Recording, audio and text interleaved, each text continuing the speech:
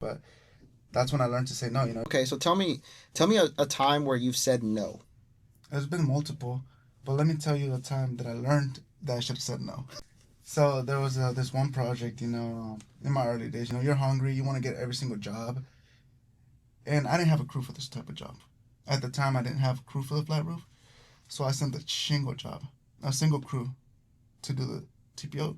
So, anyways, I sent a shingle crew to do a TPO job. The guy said, "Yeah, I've done it before," and I believed him. So sure enough, he didn't know what he was doing. So I had to.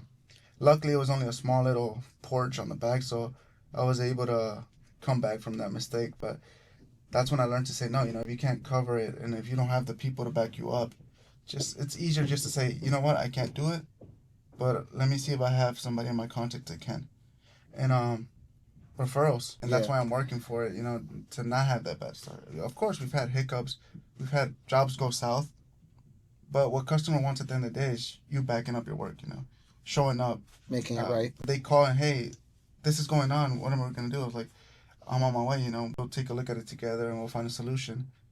And not every single job is gonna go perfect. And if you're gonna get into this business, just know stuff is gonna happen, and you have to be prepared for it. But at the end of the day, my business is based on communication, so I rather reach out to the customer and say, hey, this is going on, before the customer comes out and notices it, and hey, why didn't you point it out to me? Yeah.